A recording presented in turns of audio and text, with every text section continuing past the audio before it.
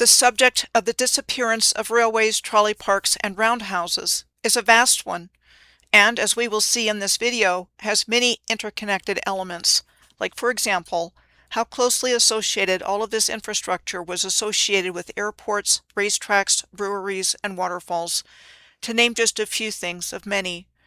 I believe that all of this infrastructure was part of the original energy grid, which was deliberately destroyed, and that after enough of the original infrastructure was recovered and brought into working order, and replacement energy sources developed, like coal and gasoline, the infrastructure was only used for as long as it was needed by the controllers for their agenda, and then removed, repurposed, destroyed, or abandoned when it was no longer needed. I have been researching deeply into my hypothesis that all of the original infrastructure we see on Earth was part of a perfectly tuned scientific and musical instrument that was laid out geometrically as a circuit board, and wanted to share some of my findings to support this hypothesis in this video. My name is Michelle Gibson. I have wondered about a connection between athletic fields to the Earth's original energy grid system ever since finding several years back that there was a ball field sandwiched between a star fort called Fort Negley and the railroad yards in Nashville. I also consistently find ellipses and the other varied shapes of sporting venues near railways and airports, and believe them all to have been circuitry on the Earth's electromagnetic grid system. Like the Montreal Hippodrome in Montreal, Quebec, Canada, it was located 8 miles or 13 kilometers from the Montreal Pierre Trudeau International Airport. The location of the historical Montreal Hippodrome appears to be situated at a similar angle to the major international airports as seen in the Shepherd's Bush neighborhood in West London and the Sulphur Springs neighborhood in Tampa, shown here, where both places had elliptical-shaped racetracks in their vicinities. Also known as the Blue Bonnets Raceway, a thoroughbred horse racing track and casino, the Montreal Hippodrome was permanently closed in October of 2009 after 137 years of operation, and the abandoned site was demolished starting in 2018. The Hippodrome was located right next to the Canadian Pacific St. Luc rail yards, and it's interesting to note this array of elliptical shapes on the racetrack grounds between the main ellipse and the rail yards. It is also interesting to note that the roundhouse at the St. Luc rail yards was said to have been completed in 1950, and by 2003 it was reduced to 4 or 5 stalls. Why was a beautiful structure like this deconstructed after only a half-century of use? The appearance of the historical St. Luc roundhouse reminded me of depictions I've seen of the ancient harbor of Carthage in Tunisia, called a kothon, meaning an artificial protected harbor. This is a 2017 photo of the former Grand 37-stall roundhouse, considered a shining example of the Canadian Pacific Railway when it was built. Studies and planning have been done to redevelop the Hippodrome site into social housing units. In Toronto, Ontario, Canada, the Billy Bishop Toronto City Airport on Toronto Island has a track located northeast of it in a line that crosses through the real estate containing the CN Tower, Rogers Centre, and Roundhouse Park, and downtown Toronto.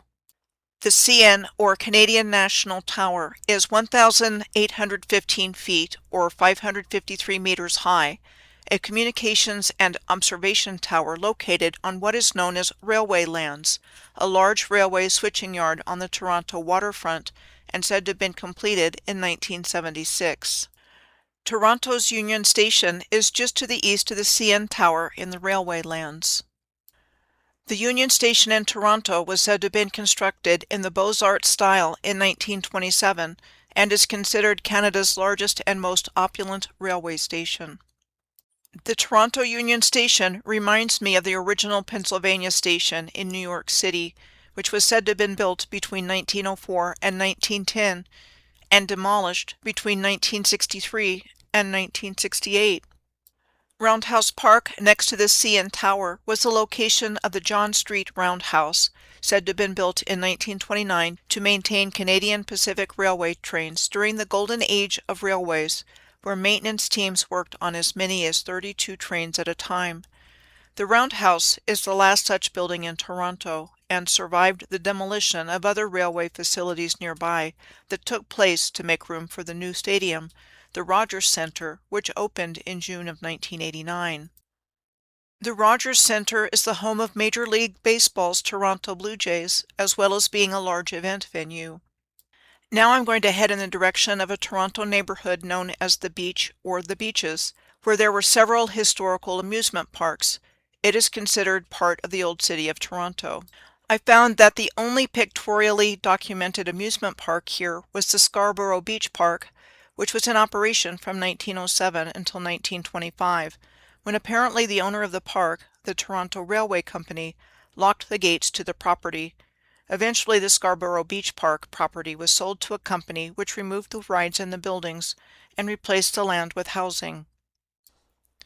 The Victoria Park Amusement Park, said to have been in operation from 1878 to 1906, would have been right about where the X is, at the intersection of Queen Street and Victoria Park Avenue, right next to the R.C. Harris water treatment plant.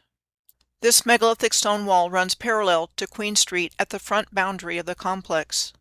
With the Neville Street Loop for the Queen Street streetcar line, the eastern terminus of Toronto's longest streetcar route, just off the northwest corner of the R.C. Harris complex. Here's what we are told about the R.C. Harris water treatment plant. Its construction started in 1932, and the building became operational on November 1st of 1941 during World War II, and a little over a month before the bombing of Pearl Harbor.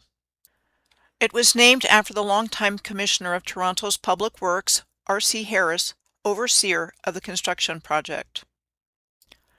Barrie is 56 miles or 90 kilometers north of Toronto and part of what is called the Greater Golden Horseshoe, which is an extended urban area of southern Ontario between Lake Huron's Georgian Bay, Lake Ontario, and Lake Erie. This region is the most densely populated and most industrialized in Canada. A few of the many things from Barrie's history to mention was the establishment in 1860 of the Anderton Brewery by the Anderton brothers James and Joseph. It was the largest employer in Barrie for years. We are told that a line of the Northern Railway was opened in Barrie in 1853, and it connected Barrie with Toronto and other municipalities in Simcoe County and Muskoka. The Hamilton and Northwestern Railway also ran through Barrie, and in June of 1879, these two railways organized into the Northern and Northwestern Railway. Then the Grand Trunk Railway purchased the original Northern Railway, and the line serving Barrie became a branch of the Canadian National Railway. We are told that a roundhouse was built to service steam locomotives in Allendale in 1904, an historic neighborhood that was annexed to Barrie in 1896. The Allendale Roundhouse was demolished and most of the turntable removed by the 1980s. Today, the location of the former Roundhouse is Barrie's Military Heritage Park. Nipigon in the Thunder Bay district of northwestern Ontario is the northernmost community on the Great Lakes. We are told the Canadian Pacific Railway tracks were completed across the north shore of Lake Superior in 1885, and that starting around 1910, the Canadian Northern Railway was built through the town and opened for passenger service in 1915. By 2005, all railroad traffic on the Canadian Northern Railway through town had ended and the rails were removed in 2010. We are told the Nipigon River Bridge for the Trans-Canada Highway was built in 1937. It is considered the most important bridge in Canada because it is the only crossing for east-west traffic in the region for the flow of goods, people, and trains between eastern and western Canada. It carries both the Trans-Canada Highway and both the Canadian Pacific and Canadian National Railways. Next, in the United States, I'm going to take a look at St. Louis, Missouri. There was an electric streetcar system in St. Louis that ran from the mid-1800s through the early 1960s. Starting with horse-drawn streetcars in the late 1850s. This is a map depicting the streetcar lines in St. Louis by 1884. With the first cable-driven streetcars in 1886, and the first electrified streetcars came to St. Louis in 1889. The Forest Park Highlands Amusement Resort opened in St. Louis in 1896, and was on a trolley line. On July 19th of 1963, all of the Forest Park Highlands Amusement Park was destroyed by fire except for the swimming pool and the frame of the roller coaster. With regards to streetcars, starting in the early 1930s through the 1960s, the St. Louis Public Service ended all streetcar service, as well as other regional streetcar operators. The last day of St. Louis streetcar operation was May 21st of 1966. The Anheuser-Busch Brewing Company is headquartered in St. Louis, Missouri. This is a postcard of it from the 1930s. Today, the company employs over 30,000 people and operates 12 breweries in the United States.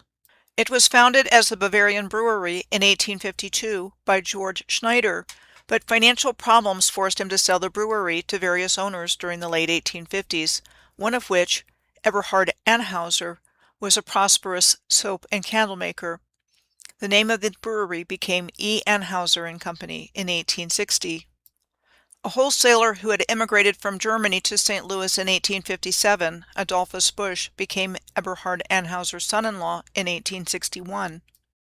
Soon he became a partner and served as company secretary until his father-in-law died in 1880, at which time he became president of the business. During the 1870s, Adolphus Busch had toured Europe to study changes in brewing methods at the time.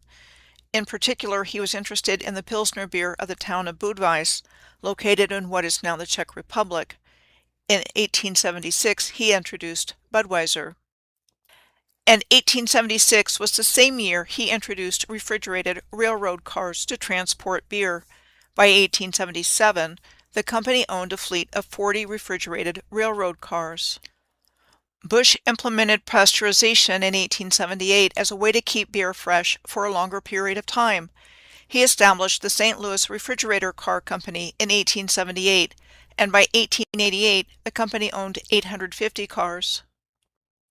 He also founded the Manufacturers Railway Company in 1887, which operated until 2011. Adolphus Busch died in 1913, a textbook case of how to accumulate immense wealth. His net worth was $60 million in U.S. dollars at the time of his death.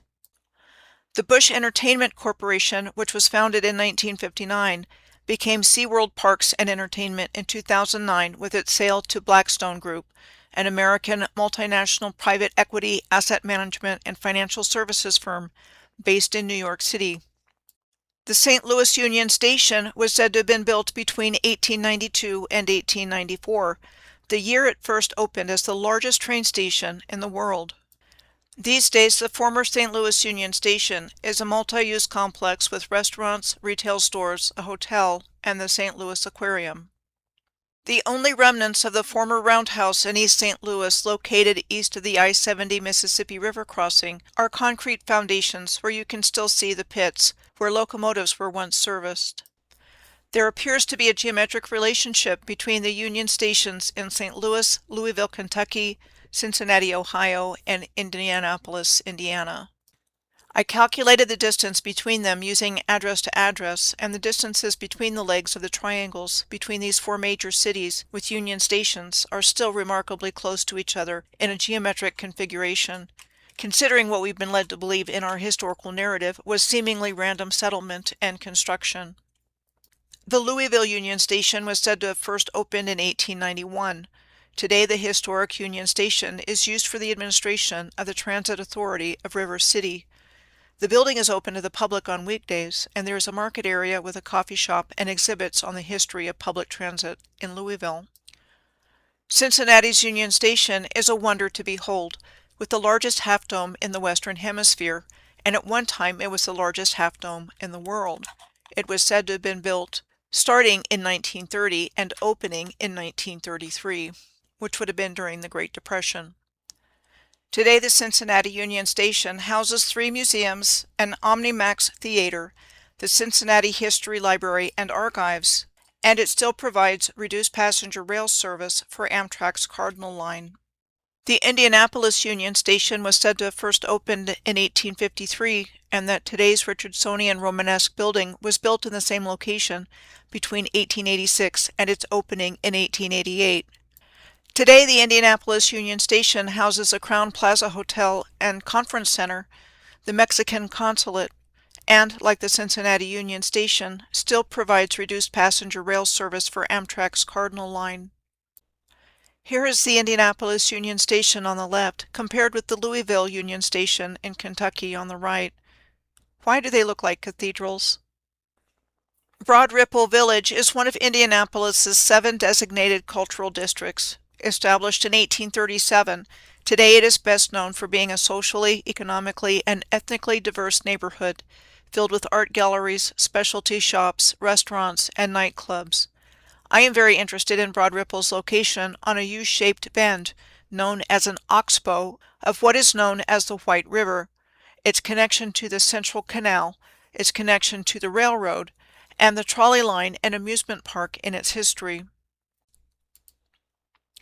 We are taught these river shapes are natural occurrences. But these exact same river shapes are found all over the world, including, but far from being limited to, London on the River Thames. The Central Canal was said to have been constructed in Indianapolis starting in 1836, and that water was first drawn into the Central Canal by the feeder dam on the White River in Broad Ripple starting in 1839. So, on the one hand, we are taught that life in America in the 1830s was largely rustic and full of social ills in need of reform. And on the other hand, we are told that the North American canal age of canal building was dated from 1790 to 1855. Same thing with the construction of railroads starting in the same period. And simultaneously, the railroads were already making the canals they were constructing obsolete, according to the historical narrative. Only 8 miles of the Central Canal within Indianapolis were completed, starting at Broad Ripple. We were told it was originally intended to connect the Wabash and Erie Canal with the Ohio River. But construction was said to have stopped in 1839 because of financial difficulties due to the Panic of 1837, which was said to have touched off a major depression which lasted until the mid-1840s. This is a view of the Central Canal with cut and shaped large stones, and the Monon Railroad Bridge crossing over it on the left, and on the right is a photo for comparison of an ancient megalithic stone wall in Delphi, Greece. The Monon Trail used to be the Monon rail line between Indianapolis and Delphi, Indiana, that was abandoned in 1987, and which was part of a larger rail line that connected Chicago and Indianapolis. Broad Ripple was a summertime retreat for Indianapolis from 1890 to 1930. The organizers of the Broad Ripple Transit Company in 1894, what was called the first electric interurban railway to be constructed and put in operation in the United States, created the White City of Indianapolis Company in 1905, with the stated goal of developing an amusement park at the end of the Broad Ripple Transit Company's College Line. The White City Amusement Park, said to have been named in honor of Chicago's 1893 Columbian Exposition, which was also known as the White City, opened officially on May 26 of 1906. The 4-acre pool was scheduled to open to the public on June 27 of 1908, but on June 26, 2 years and a month to the day after it opened, nearly the whole amusement park was burned to the ground, allegedly taking less than 10 minutes to engulf the park. The pool, however, remained unscathed by the fire. The Union Traction Company purchased the park in 1911 and continued on as the Broad Ripple Amusement Park until around 1945. And the location was Broad Ripple City Park today. Next, I'm going to take a look at Kansas City, Missouri, which is located almost exactly midway between Minneapolis, Minnesota, which is 412 miles or 662 kilometers northeast of Kansas City, and Dallas, Texas, which is 454 miles or 731 kilometers southwest of Kansas City, keeping in mind that Kansas City is split between the states of Kansas and Missouri. Kansas City in Missouri has an area called West Bottoms, which floods more than other parts of the city. And no wonder, considering that West Bottoms is located on land that is situated between the confluence of the Missouri and Kansas rivers. It was also the original Central Industrial District of Kansas City, and is one of the oldest areas of the city. The first Hannibal Bridge, the oldest bridge crossing the Missouri River, was said to have been completed in 1869, after its construction started in 1867, just 2 years after the end of the American Civil War, and was the first permanent rail crossing of the Missouri River. It established Kansas City as a major city and rail center. Soon after the Hannibal Bridge opened, it carried 8 railroads shipping freight to major trade centers like St. Louis, Chicago, and New York. This is a historical map of what was called the natural port of Kansas City, with the West Bottoms district highlighted in blue, and the freight houses of 12 different railroads are listed by number in the red square on the left-hand side, and the locations by number of each freight house in the red square that is contained completely within the West Bottoms district. The first Kansas City Union Depot opened in 1878 and was said to be the largest building west of New York of the time and located near the stockyards. The first Union Depot train station was razed to the ground in 1915 after only 32 years of use, after the Kansas City's second main train station, Union Station, opened in 1914, the same year that World War I began. The new Union Station is still in use by Amtrak as a train station today, in addition to housing museums, theaters, restaurants, and shops. Also in Kansas City, Missouri, Electric Park was the name of 2 amusement parks said to have been built by the Heim brothers, Ferdinand Jr., Joseph, and Michael. As brewers, they followed in the footsteps of their father, Ferdinand Sr. He was said to have come to the United States from Austria in 1854, and he started brewery operations in Manchester, Missouri between 1857 and 1862, and in East St. Louis, Illinois from 1870 to 1879. Father and sons jointly purchased the Star Ale Brewery of the East Bottoms in Kansas City in 1884. The first electric park was said to have been built right next to the brewery in the East Bottoms after the Heim brothers built a streetcar line to it, and they wanted a way to attract visitors to the streetcar line and to the brewery. Open from 1899 to 1906, the first electric park was an immediate success as one of the world's first full-time amusement parks. Among other things, beer was piped directly from the brewery to the beer garden in the park. Soon the success of Kansas City's electric park, we are told, necessitated a larger location, so the second electric park opened in 1907. Also on a trolley line, it was said to be the largest to be called electric park in the United States. It opened in 1907. Most of this grand park, which was said to have inspired young Walt Disney to build his own version of it, burned to the ground in 1925. The electric park in Detroit, Michigan was in operation between 1906 and 1928. It was located on East Jefferson Drive in Detroit, adjacent to the bridge to Belle Isle.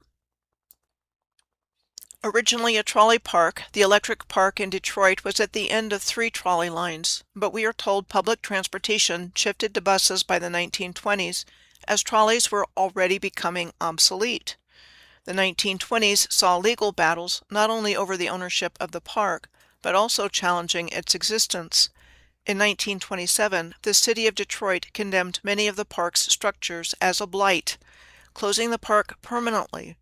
Detroit's electric park was leveled the following year and became a new public park. I found this list of over 30 more electric parks alone all over the United States.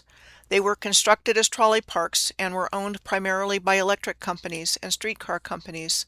This does not come even close to listing all of the trolley parks in the United States at one time. Souvenirs from the Kansas City Electric Park, like this one from 1913, touted it as Kansas City's Coney Island. There were 3 historic trolley amusement parks on Coney Island in the New York City borough of Brooklyn, located right next to each other: Steeplechase Park, Luna Park, and Dreamland. And the Brighton Beach Race Course was located to the east of the 3 trolley parks.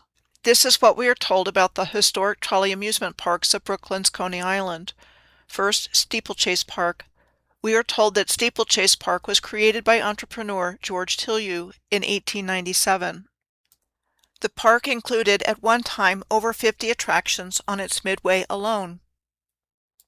The main trolley line that served Steeplechase Park was the Prospect Park and Coney Island line along Gravesend Avenue, which started as a steam railroad in 1875, was converted to an electric trolley car line in 1899, and trolley service ended in Brooklyn in 1956.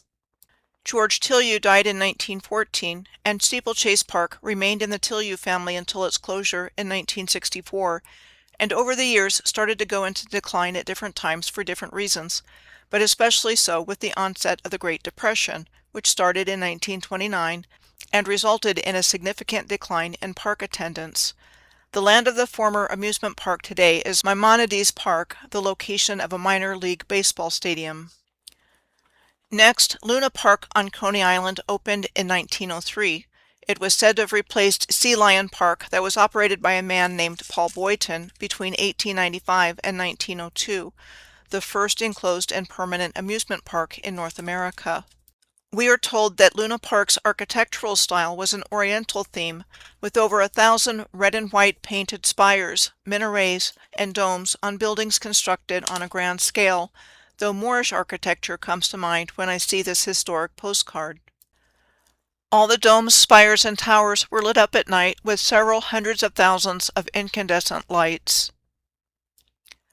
Luna Park was accessible from Culver Depot, the terminals of the West End and Sea Beach streetcar and railroad lines. Over the years, Luna Park would continue under different management with constant changes. The end of Luna Park came with 2 fires in 1944, one in August and one in October, which destroyed the park, and in 1946, the whole park was demolished. There has been a Luna Park operating near the original location since 2010 that has no connection to the 1903 park. Dreamland was the third and last of the 3 original parks said to have been built on Coney Island in the early 20th century.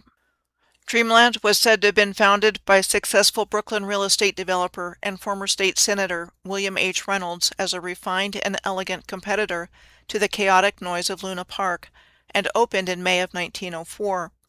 The location of Dreamland was near the West 8th Street subway station opposite Culver Depot. Everything at Dreamland was touted to be bigger than Luna Park, including the larger electric tower and 4 times as many incandescent lights than Luna Park.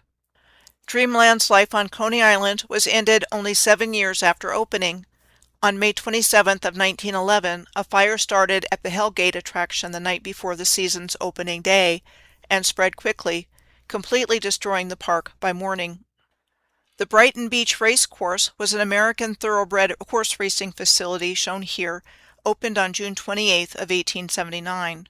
It was instantly successful and drew wealthy patrons from New York City. The track prospered in 1908 when the New York State Legislature passed the Hart-Agnew law banning gambling. The Brighton Beach Racetrack was eventually torn down and by the 1920s replaced by residential housing. The next places I'm going to take a look at are in Ohio. First, the Willow Beach Trolley Park in Toledo was located in the rail yards slightly south of the Toledo Speedway racetrack, where Cullen Park is today. The Willow Beach Trolley Park, which opened in 1929, was a haven for food, games, gambling, rides, and entertainment at what was known as Point Place at the time, and permanently closed in 1947. There was an historic trolley amusement park just a short ways up the coast of Lake Erie from Toledo, called Toledo Beach. Trolley amusement parks were typically located at the end of streetcar lines.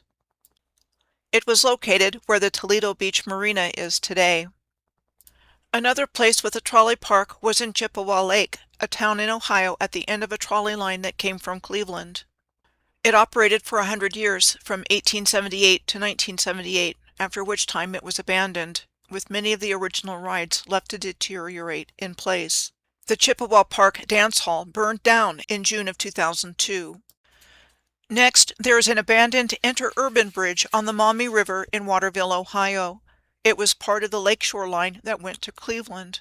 It was an historic concrete multi-arch bridge that was said to have been built in 1908 to connect Lucas and Wood counties across the Maumee River. We are told that at the time of its construction, and for some time thereafter, it was the world's largest earth-filled reinforced concrete bridge. Interurbans were a type of electric railway with self-propelled rail cars running between cities and towns in North America and Europe. They were prevalent in North America starting in 1900, and by 1915 interurban railways in the United States were operating along 15,500 miles or 24,900 kilometers of track. It was seen, however, as far more convenient and cost-efficient to carry cargo by way of truck and other automobiles. By 1930, most of the interurbans were gone, with a few surviving into the 1950s. The interurban bridge across the Maumee River has sat unused to this day since 1937. We are told when the Federal Highway Act was passed in 1916, it marked the beginning of the end of the interurban systems. With the construction of paved highways and the mass production of automobiles, we are told that electric rail service decreased in popularity. Today's commuter lines pale in comparison to the interurban lines of the past, with electric streetcars going from city to city, like the Spokane and Inland Empire Railroad, which extended from Spokane and Colfax in western Washington into cities in northern and central Idaho. The Spokane and Inland Empire Railroad interurban line was folded into the Great Northern Railway in 1929, and as time went on, there was a conversion to bus service ending this interurban in the 1930s. And this fate of these interurban electrified streetcar systems was repeated everywhere. I even found what was called a frequency changing station when I was looking into the Spokane and Inland Empire Railroad. It was said to have been built for this railroad in 1908 to house electrical equipment used by the electric railway, and its power was generated at the 9 Mile Falls Dam and transmitted to the frequency changing station. There were 4 motor generator sets at this location, and altogether 10 transformers. 3 that were 75 kilowatt, 3 375 kilowatt, and 4 1,250 kilowatt, as well as a 550 volt, 275 cell storage battery. Within the city of Spokane itself, the station provided direct current to the streetcar network. In the network outside of Spokane, the station provided alternating current to the streetcar network through a series of electrical substations, spaced about 15 miles or 24 kilometers on the operating line. The substations converted power back to direct current for the streetcars and sold power to communities at 110 alternating current. All of this electrical equipment was removed in 1939 when the railroad property was sold by its owner, and since then the main building was repurposed storage for a boat dealership in the 1970s, and then the building was renovated starting in 1978 and was turned into condominium units, and the meaning and application of its former advanced technology has been forever lost to time. Today, several rails-to-trails incorporate the Spokane and Inland Empire's right-of-way, like the Spokane River Centennial Trail, which runs between Spokane and Coeur d'Alene in Idaho, and the Ben Burr Trail in Spokane. The Northern Pacific Railway first brought settlers to the Spokane area in 1881. The Northern Pacific Depot in Spokane, pictured here, was said to have been built in 1890, after the Great Fire of 1889. The 1889 Great Fire of Spokane was a major fire in August of that year, which destroyed the downtown commercial district of the city. Some of the things that we are told about it was that due to a technical problem with the pump station, there was no water pressure in the city when the fire began, and that firefighters demolished buildings with dynamite in a desperate bid to starve the fire. Officially opening in 1978, Riverfront Park in Spokane is said to be located on the site of a former rail yard. Attractions include the Great Northern Clock Tower. The clock tower is all that remains of what was the Great Northern Depot, which was leveled to make room for the Expo 74 that was held in Spokane. The Great Northern Depot and clock tower was said to have been built between 1892 and 1902. The clock tower was almost leveled too, but was saved by a successful preservation effort. The Great Northern Railway was said to have been created in 1889 and was the northernmost transcontinental railroad in the United States. The Great Northern Railway was said to be the creation of the 19th century Canadian-American railroad entrepreneur James J. Hill. We are told James J. Hill was a railroad executive who came from an impoverished childhood. In 1898, Hill purchased control of large parts of the Mesabi Iron Range in Minnesota and its rail lines. The Great Northern Railway began large-scale shipment of iron ore to the Midwest steel mills. The North Shore Scenic Railroad operates out of what was formerly the Duluth Union Station and now the Lake Superior Railroad Museum. The North Shore Scenic Railroad corridor traveled by the excursion train once was a vital link in the transportation system known as the Lakefront Line for over 100 years and connected Duluth and the Iron Range Railway with America's expanding rail network. Interesting to note the slant of the road and sidewalk in front of this building, ground level windows, and below ground floors, which are all classic indicators for what is best known as the mud flood and found all over the world. Like these examples of cars in Armenia on the left and Prescott in Arizona on the right, for just two of countless examples of what I'm talking about. I found this map circa 1911 of the Duluth Street Railway Company. I have circled the place where the aerial lift bridge is marked on the map. A movable lift bridge, it spans the Duluth Ship Canal and Minnesota Point and said to have been constructed between 1901 and 1905 and modified in 1929. The Duluth Street Railway Company was said to have been incorporated in 1881 and that the first horse-pulled trolley cars were available for service in 1883 and that by 1892 the entire line was electrified. The Highland Park Tramway Line served Duluth Heights via an incline railway from 1892 to 1939, which was the last piece of the electric streetcar system to be dismantled, as the rest started going away in the early 1930s. Brainerd in Minnesota is 113 miles or 182 kilometers southwest of Duluth. Brainerd was established by the Northern Pacific Railroad president John Gregory Smith, who named it after his wife's family, and it was organized as a city in 1873. Brainerd was an important location for the Northern Pacific Railroad, where it had a machine and car shop and roundhouse. Today, the Northern Pacific Center is a 47-acre or 19-hectare site that has, among other things, wedding venues, a convention center, businesses, offices, and a restaurant. Now moving a ways along the southern shoreline of Lake Superior, the Keweenaw Peninsula is part of the landmass of Michigan's Upper Peninsula, while the Minnesota/Ontario side of Lake Superior is known for the high-quality iron ore from its iron ranges. The Upper Peninsula of Michigan is known for its high-quality copper. Keweenaw is the northernmost county of the state of Michigan, and it shares the Keweenaw Peninsula with Houghton County. Along with several other adjacent counties in the Upper Peninsula, is collectively called Copper Country, and in its heyday, in the late 19th and early 20th centuries, it was the world's greatest producer of copper. There is a lift bridge in Houghton County, like the Duluth Aerial Lift Bridge mentioned earlier in this video. Known as the Portage Canal Lift Bridge, it connects the cities of Houghton and Hancock across Portage Lake, which is part of the waterway which cuts across the Keweenaw Peninsula, with a canal linking the 5 miles to Lake Superior to the northwest. The steel swing or vertical bridge was said to have first been built in 1895 to replace a damaged wooden swing bridge that was built in that location in 1875, and that the current steel bridge replaced the previous steel bridge in 1959. The Portage Canal Lift Bridge is on the only land route across the waterway, which is U.S. Highway 41, that originates in Miami, Florida. The building of the Portage Canal was said to have started in 1868 after the legislation authorizing the building of it passed in 1861 and completed in 1874 and widened in 1935. Interesting to note the straight railroad track and canal running parallel to each other.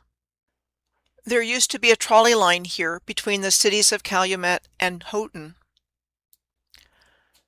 as well as many train stations, but all the tracks have been pulled up.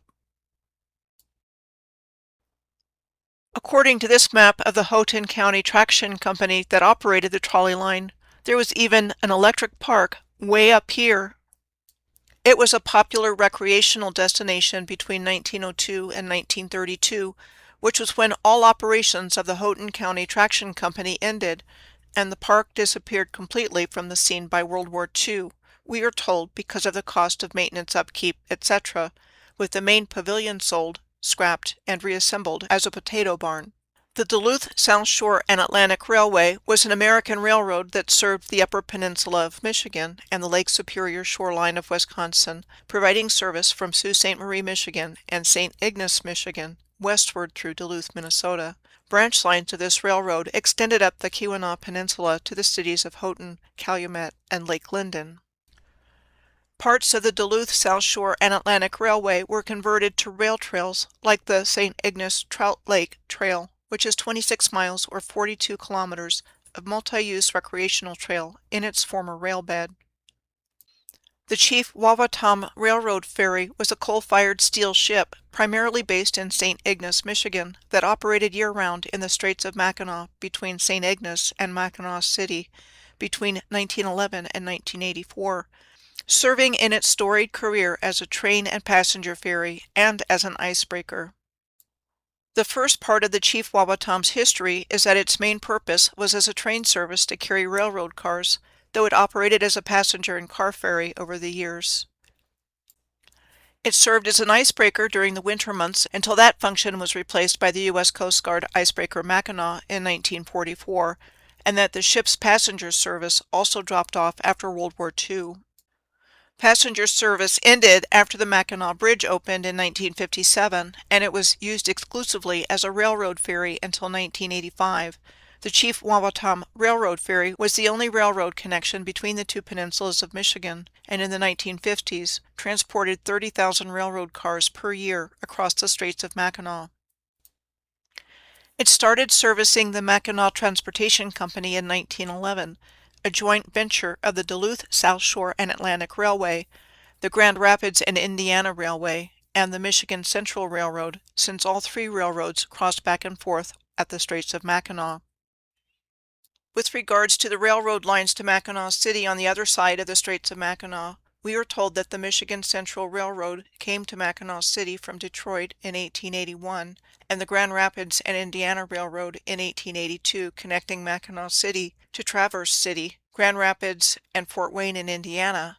The former rail lines have been repurposed into rail trails, like the Northwestern State Trail from Petoskey, the North Central State Trail from Gaylord, and the Northeastern State Trail from Alpena. There were two historic roundhouses in Mackinac City, one for each of the railroads serving the area. They were both demolished after the rail lines leading to Mackinac City were scrapped sometime in the 1980s. The location of the former Michigan Central Roundhouse is now a Burger King, and the Grand Rapids and Indiana Railroad is a parking lot west of the Mackinac Bridge, and the former rail yards a shopping mall.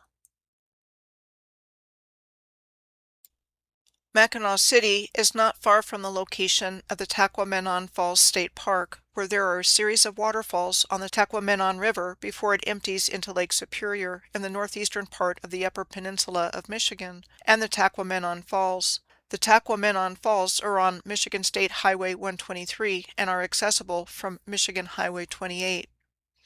I was able to find an historical rail presence at Taquamenon Falls when I searched, and what came up was the Taquamenon Falls Riverboat Tours and Toonerville Trolley. It is a 6.5-hour wilderness tour that starts at Sioux Junction that includes a narrow-gauge train ride and riverboat cruise to the falls.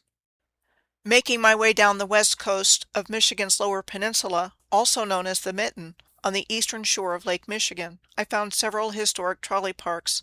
I found one in Muskegon, the largest city on Lake Michigan's eastern shore. The city of Muskegon is located on the south side of Muskegon Lake, which is a harbor of Lake Michigan. We are told that the earliest Europeans who visited the area were French explorers, like the Jesuit Père Marquette, and French soldiers under the explorer La Salle in the late 1670s. As a matter of fact, Père Marquette Park is a beach area that is located just to the south of the South Breakwater and Pier. The Père Marquette Quartz Sand Beach is bordered by large sand dunes. When I was looking for information about Père Marquette Park, I came across the information that Lake Michigan Park occupied the north end of today's Père Marquette Park. Lake Michigan Park was a trolley park that had a large roller coaster, dance hall, and pavilions where rail service was said to have developed in the late 18th and early 19th centuries to encourage local and regional demand. We are told the Trolley Parks closure was linked to the decline of the trolley service, and the amusement park was torn down in 1930 and at some point became Pere Marquette Park. The population and economic growth of Muskegon was due to the lumber industry, which began there in 1837, and the city became known as the lumber queen of the world. Muskegon also became a manufacturing hub, including but not limited to bowling pins, Raggedy Ann dolls, boats, beer, engines, pianos, and paper, to name a few. This is an historic photograph of Muskegon, circa 1900. I found the Silver Beach County Park in St. Joseph, Michigan. St. Joseph was incorporated as a village in 1834 and as a city in 1891. At one time, Silver Beach was a trolley park and developed as a vacation resort, which first opened in 1891. The amusement park had a roller coaster, roller skating rink, pipe organ, boxing ring, dance hall, and carousel. The carousel was restored to its former glory and can be found in the building to the right side of this photo of the park facing Lake Michigan. There is a fountain on the left called the Whirlpool Compass Fountain. The Whirlpool Compass Fountain is described as a large splash pad with water jets that can be enjoyed in the spring and summer months. I've no doubt there's more to this story as well. We are told that in January of 1870, the Chicago and Michigan Lakeshore Railroad extended a rail line from New Buffalo to St. Joseph, connecting it to Grand Rapids, Muskegon, Detroit, and Chicago. It was reorganized as the Chicago and West Michigan Railway and then incorporated into the Pere Marquette Railroad. Today it is part of the CSX Grand Rapids subdivision, which runs from Chicago to Grand Rapids, which includes Amtrak's Pere Marquette passenger rail service once per day between the two cities, mostly along the southern shore of Lake Michigan. I also found Orchard Beach State Park in Manistee, Michigan. Today it is a public recreation area situated on a bluff just a short distance north of Manistee. Apparently, there was an apple orchard here that was planted by George Hart sometime around 1887, and that by 1892, Hart had built a boardwalk and theater here to attract more tourists. The same year of 1892, trolley service began with the Manistee, Filer, and Eastlake Railway Company, and Orchard Beach became a popular beach destination, and that when trolley service was stopped here, the site was purchased by the Manistee Board of Commerce and deeded to the state to become a park in 1921. Then we are told the Civilian Conservation Corps, CCC, was here in the 1930s and built several limestone structures, including a shelter building. The 850-ton shelter building pictured here was moved 1,200 feet or 366 meters in December of 2020 because the bluff it sat on top of was eroding and unstable. Next, I'm going to take a look at some places on the west coast of the United States. The city of Vancouver in Washington State is located on the north bank of the Columbia River, directly across from Portland, Oregon, on the south bank. Fort Vancouver was established as a fur trading outpost and headquarters for the Hudson Bay Company in the Columbia Department of the Pacific Northwest in 1825 and was a major center for fur trading in the region. I am first going to take a look at what was situated around the old Hudson's Bay Company, Fort Vancouver, and Fort Vancouver National Historic Site. The Hudson's Bay Company Fort Vancouver is located right next to I-5 and the Pacific Highway Interstate Bridge, a pair of steel vertical lift truss bridges that carries the interstate over the Columbia River between Vancouver and Portland. The vertical lift spans of the bridge rise vertically while remaining parallel with the deck in order to accommodate shipping lane traffic. Construction was said to have started in 1915 and opened in 1917 as a single bridge carrying two-way traffic. I'd like to point out that would have been in the middle of World War I, which started in 1914 and ended in 1918. We are told the second bridge opened in 1958.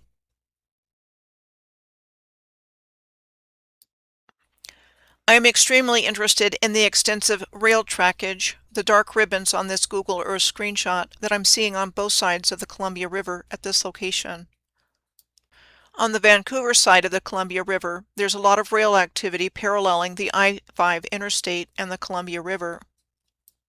The historic Vancouver station was said to have been constructed between 1907 and 1908 and is still in use by Amtrak today by 3 different lines for passenger service. The Vancouver station is situated in a triangular junction arrangement of the 3 rail lines with a railroad switch at each corner, along with BNSF railway offices, which provides freight services and has major rail yards in Vancouver. At one time in Vancouver's history, the neighborhood of Sifton was the terminus of an early electric trolley operated by the North Coast Power Company that also served Orchards from 1910 to 1926 as part of the Orchards-Sifton route that in part ran along Vancouver's Main Street.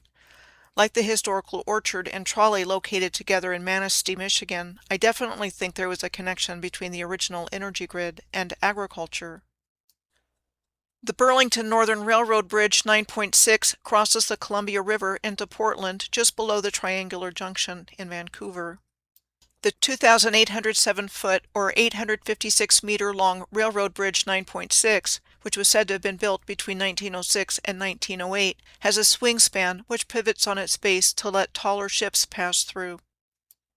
The 9.6 in the bridge's name refers to the distance between the bridge and Portland's Union Station, which was said to have been built between 1890 and 1896 in the Romanesque Revival architectural style. While Portland still has a streetcar system, it is not nearly as extensive as the streetcar system that existed in 1904, the year before Portland hosted the Lewis and Clark Centennial Exposition. To put this in perspective, this was a view of Portland's 3rd Avenue in 1904. Lots of people walking, electric streetcars and electrical lines, and horse-drawn carriages, but no cars yet. Mass production of cars didn't come along until 1908, 4 years after this photo was taken. Oh yes, and the massive and ornate heavy masonry buildings with columns and archways, and much more. The Council Crest Amusement Park in Portland operated as a trolley park from 1907 to 1929 and was said to have closed due to financial insolvency with the beginning of the Great Depression. Trolley parks were said to have started in the United States in the 19th century as picnic and recreation areas at the ends of streetcar lines and were precursors to today's amusement parks. By 1919, there were estimated to be between 1,500 and 2,000 such parks. But like what we've already seen, these magnificent trolley parks went the way of the dinosaur, along with countless electric streetcar lines, canals, and railroad lines. I have come to believe that they were somehow involved with recharging the Earth's energy grid for the original civilization in a really fun way, and were only utilized by the bringers in of the world's new system for a short time until they were no longer needed, or just plain inconvenient to the new narrative. On the Portland side of the Columbia River, there is also a lot of railway activity showing up in the western part of North Portland, all around the edges of what is called the Smith and Bybee Wetlands Natural Area. Along with the railway lines, the Smith and Bybee Wetlands Natural Area is surrounded by warehouses, port terminals, and commercial areas. It is one of the largest urban freshwater wetlands in the United States. Wetlands, estuaries, marshlands, and the like are all on my radar of things to look for when I do research because I've come to believe they are not as advertised as a natural occurrence. For example, when I took a look around the Smith and Bybee Wetlands Natural Area, I noticed a star fort point shape in the landscape. The Bybee Lakes Hope Center is located on top of it, a homeless shelter since October of 2020. Next, I'm going to head down to Dunsmuir in California. The Railroad Park Resort in Dunsmuir is located at the foot of Castle Crags near Mount Shasta. The lodging accommodations consist of 23 renovated cabooses, 4 cabins, and 24 campsites. And the restaurant is built inside authentic vintage railroad cars. Dunsmuir is a popular tourist destination and important railroad town located on the Upper Sacramento River. Interstate 5 runs along the Sacramento River Canyon, along with the railroad and Upper Sacramento River. There was an historic roundhouse and turntable here, said to have been built by the Central Pacific Railroad in the 1880s, along with the depot, rail yards, and machine shop. By the 1950s, so only after 70 years of existence in the historical narrative, the roundhouse and some of the other rail-related infrastructure was for all intents and purposes torn down. Dunsmuir also had a fire problem, with big fires there in both 1903 and 1924.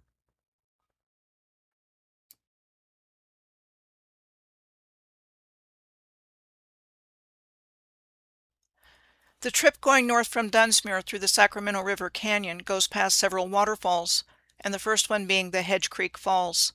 The Hedge Creek Falls are a short walk from I-5 and Dunsmuir Avenue, and the only waterfalls open to the public.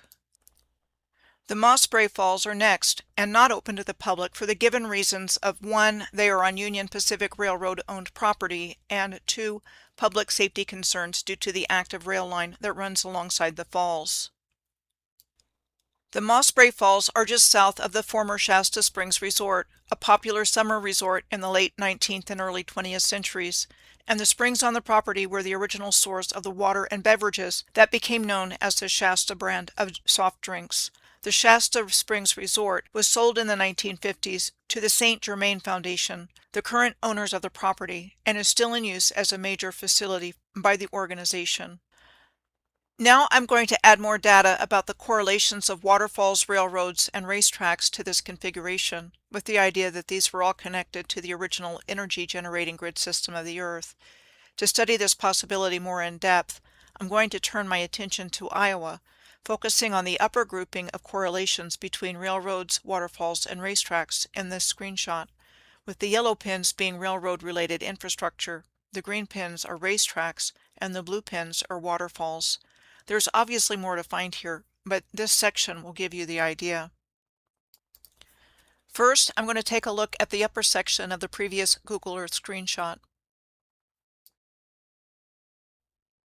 In the top middle is Black Falls and Dunning Spring Park. Black Falls is near Kendallville, Iowa. For all of the following waterfalls, I'm going to point out with red arrows what looks like an old wall or old masonry to me. There are 3 waterfalls at Dunning Spring just southeast of Black Falls near Decorah, Iowa. One of which is located near the Decorah Ice Cave, a limestone and dolomite cave that has ice on the inside even during the summer. As well as the falls at Seaworth Springs near Decorah, described as technically a spillway but a gorgeous staircase formation. And the Melanophy Spring Falls, northwest of Decorah. I looked for rail-related infrastructure near Decorah, which now only has Railroad Street and Railroad Avenue, with the Mediacom communications facility sandwiched between the two.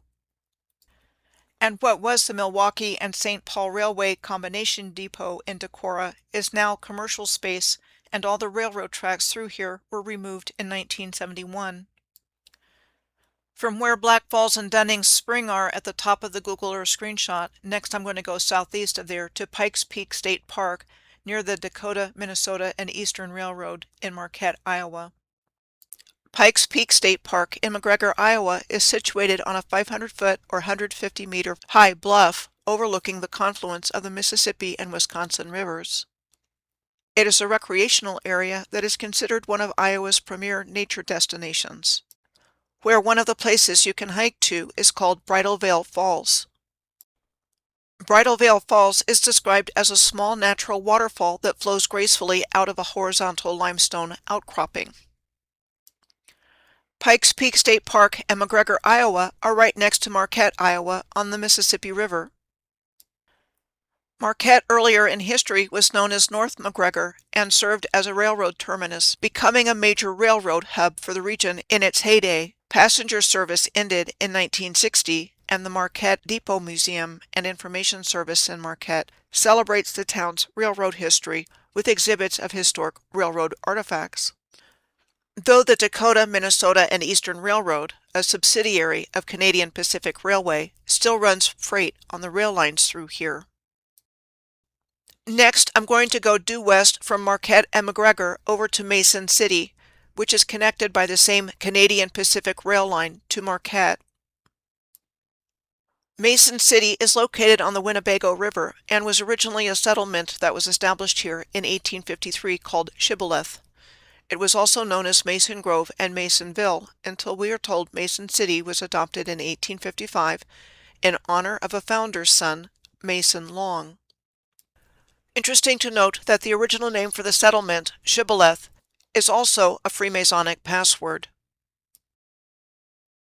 The Iowa Traction Railroad Company, headquartered in Emory, west of Mason City, operates a short-line rail line that is around 10 miles or 17 kilometers long, freight railroad between Mason City and Clear Lake, Iowa, that interchanges in Mason City with the Canadian Pacific Railway and Union Pacific Railway. It is electrified, which means that an electrification system supplies electric power to the railway as opposed to an onboard power source or local fuel supply. And at one time was part of the electric trolley and interurban system of the region, with the charter for the trolley system expiring in August of 1936 and replaced by passenger bus service the following January. I did find a waterfall in Mason City, though it is on private property and not in a state park. Called the Willow Creek Waterfall, it can be viewed from the State Street Bridge between 1st Street Northeast and South Carolina Avenue in Mason City. The next places I'm going to take a look at are the Highway 3 Raceway southeast of Mason City and Backbone State Park southwest of Pikes Peak State Park at McGregor. The Highway 3 Raceway is a half-mile or almost 1 kilometer semi-baked clay oval in Allison, Iowa at the Butler County Fairgrounds. Seeing a railroad avenue here, too.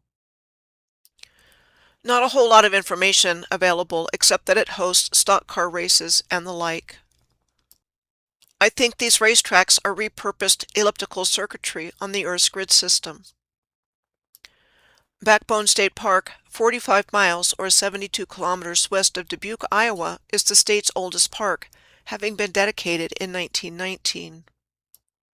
And named after the limestone ridges found in the park. A CCC work site for otherwise unemployed young men during the Great Depression were given the credit for building the park's recreational infrastructure in the 1930s. And the spillway dam at the park's lake.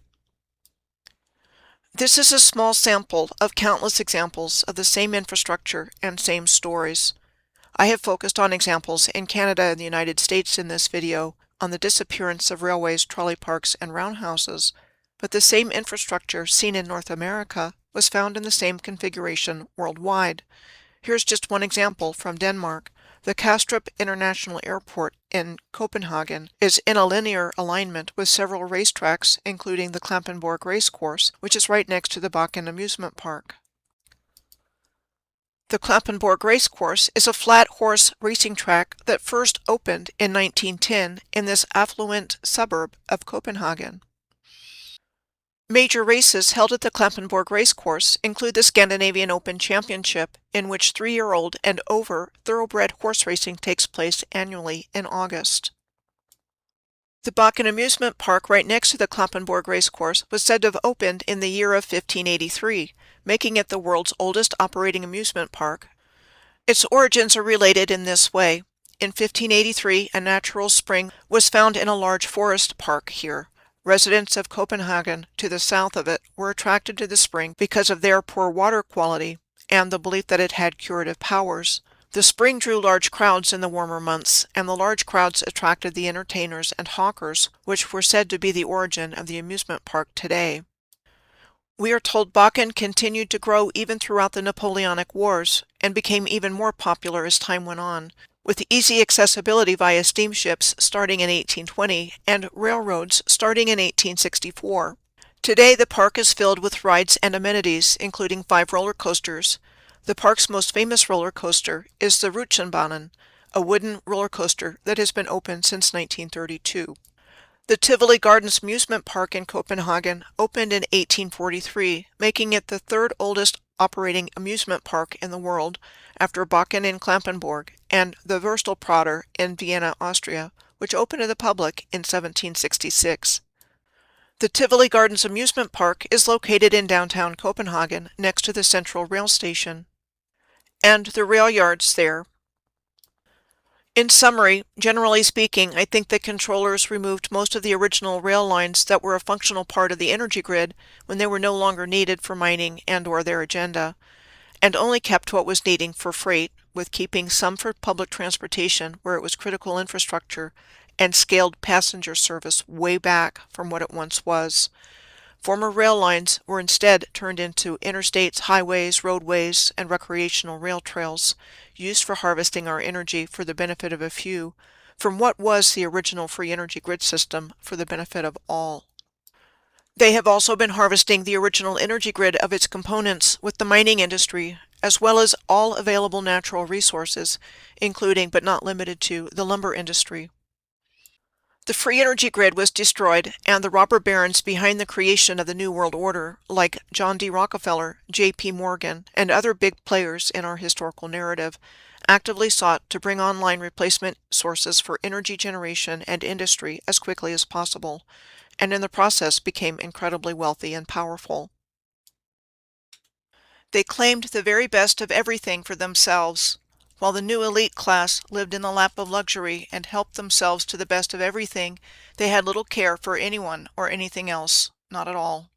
Those that heretofore have been in control of the world in which we live deviously figured out a way to keep us asleep by this new culture they created, and they've been getting filthy rich at our expense because we have been paying for our own poisoning with our addictions, paying for our own mind control programming with distractions, and keeping us in consumerism mode to enrich corporate interests, and ultimately financing our own destruction. They have actively facilitated the demise of all of the rest of us, who they call useless eaters, into the present day.